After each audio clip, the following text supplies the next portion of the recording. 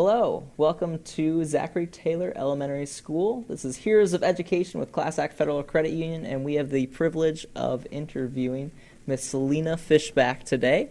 Thank you so much for taking the time to meet with us. Thank you for having me. Absolutely, and we'd love to just learn a little bit more about you and what you do and the impact that you have on all our kiddos throughout the district.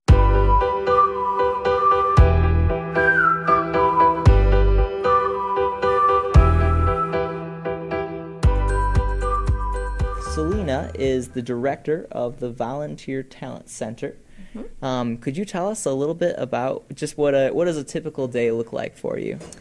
Oh, a typical day. Our days can be anything from working with programs and initiatives that we have in the district, such as Everyone Reads, or some individual school programs that have volunteers coming in and working with them, or running down to our clothing assistance program to assist with our administrator down there, Justin Willis, who oversees when families have emergencies and they need clothing items, or working in the schools with programs that I lead and have a passion for.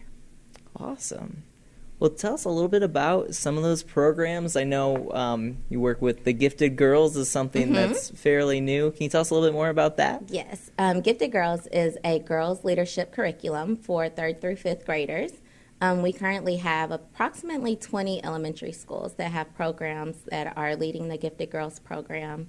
And it is a curriculum that I wrote where volunteers or teachers or really anybody that has a passion for working with young students can get in front of the girls and be a role model and a mentor to the girls, because the relationships that we're building and that they're able to have at this age are so inaugural to them being able to develop their identity and self-esteem.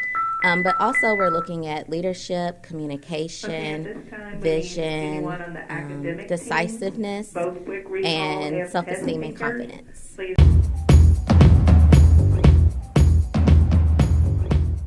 It's really a gift to me to be able to bring together something like that. I think where it came from is I realized that we were doing a lot of things for boys in our schools and assisting the boys with growing their identity and talking about issues that they're going through.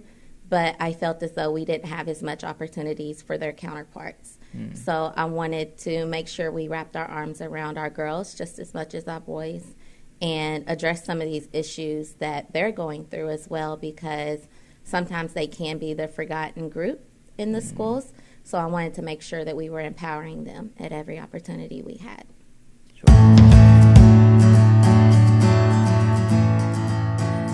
We have the Everyone Reads program, and the Everyone Reads program is where volunteers in the community spend 30 minutes of one-on-one time with a student each week. And it's a very intentional match, and it's a relationship that grows organically. And the ultimate purpose is to assist that student with reading on proficiency level by the end of the year. But we really see the most reward in that relationship that the mentor is able to grow with the student. And so that is a program that's under us.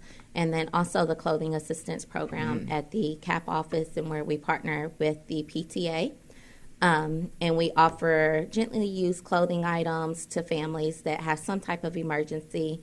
And we also offer uniform assistance. We're happy to announce that we'll be offering shoes here soon as well, and undergarments and so forth for our students if they need things from us. So really providing everything that these kids need on a basic level, from physical things that they need, but then also programs that are helping them educationally and just emotionally. And right. We're focused on educating the total child, and we can't do that if we don't make sure their basic needs aren't met first. So we hope to close that gap, or at least narrow it when they're with us, as far as having clothing items that they need when they come to school, or are you hungry, are you fed, what's those basic bare minimum requirements that you need in order to learn when you get to us. That's awesome. Yeah. Thank you. And I hate to jump around, but I know I wanted to ask one more thing about the Gifted Girls as well. I know they've got a big event coming up. So Yes. what's that about? At the end of this month, right? Yes. We have our first Girls Empowerment Conference coming up on March 27th. We will be at the Fraser History Museum. And we are hoping to host, well, actually, I'm pretty positive we're going to host a minimum of 400 girls in the district that are involved in programming.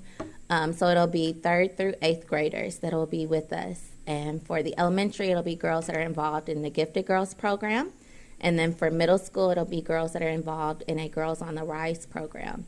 And Girls on the Rise is where we have an after school and a summer camp that has a literacy component, to where the girls are reading a book in which they relate to, as far as the characters, the setting, or the conflicts that are going on within the story. And then they also have a component that is a art expression. And so some of the girls are doing dance, other of them are making art projects, some of them are doing clothing designs, and it allows them to express themselves through the arts as well. So that's our middle school program, and all of them will be coming together that are at our different schools. We're thinking we'll have about 25 schools that are involved in coming with us. So I'm really excited about it. That's awesome. And what day does that happen? It is March 27th. 27th. The elementary conference will be from 10 until 2.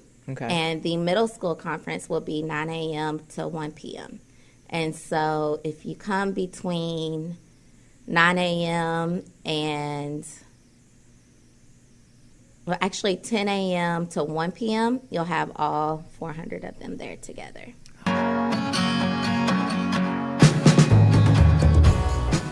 As far as schools, it's assisting with some of their volunteer initiatives. If they have programs to where they're needing me to check background checks, or they're needing me to assist them with getting volunteers. Sometimes we'll have schools that need chaperones on field trips.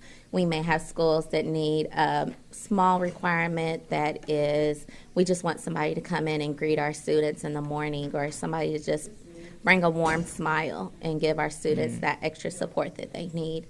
And so I'm just checking in with schools to see what their needs are and how I can assist them. And then we go from there based off of what they need.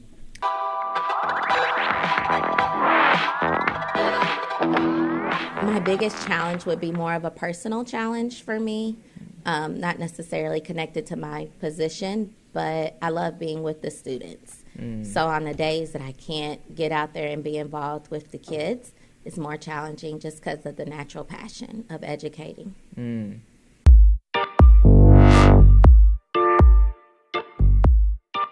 So our Seneca program is a program, it's the School to Work program. Okay. And so we partner with Big Brother, Big Sister. And Big Brother, Big Sister provides a platform for JCPS employees to mentor high school students that want to be educators when they grow up. And so we have an intentional partnership between the district and students wanting to go into education. And so my student wants to be a teacher. And so when we go in, we talk about her career goals, how can she start working on them now. And in turn, Seneca High School students actually mentor and read with students that are in Goldsmith Elementary. So it's kind of a downward tier of we're impacting the high school students, and then our high school students take that and impact the elementary students. So, yeah, I love my mentee at Seneca, and we're very much alike in a lot of odd ways. So Big Brother, Big Sister did a wonderful job in matching us and pairing us together.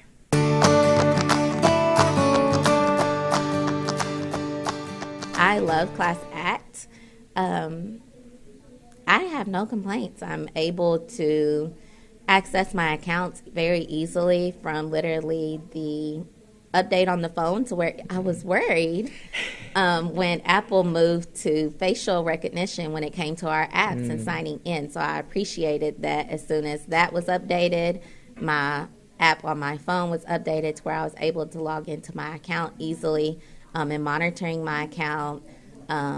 I believe my car loan is through you all as well, and the ease of having that is very helpful, and I love the fact that it's automatically taking out of my paycheck. So even though I'm making a car payment, it doesn't feel like I'm making a car payment because of the relationship that I have with Class Act.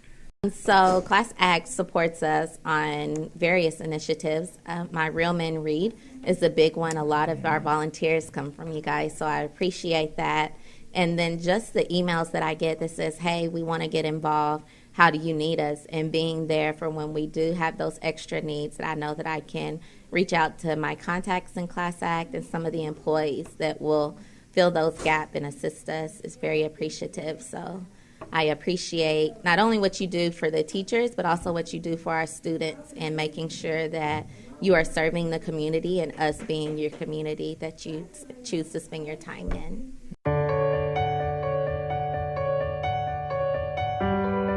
When you're having those difficult days, instead of asking yourself, why is this happening to me, to ask yourself, what am I supposed to learn out of this situation? And to really use those experiences to move you towards your goals or move you towards your purpose. What are you passionate about? What do you want to work with in life? And really focus your energy on those type of situations and figuring out that no matter where you are, there's a way that you can impact and make somebody else better. Please make sure you support our programs. Diversity, Equity, and Poverty has a battery of programs that come out every month. And so you can see the different volunteer opportunities we have, the different programs we have in which we're serving the community, and just work with us. And if there's a need, let us know what your need is so that we can attempt to fill that gap for you.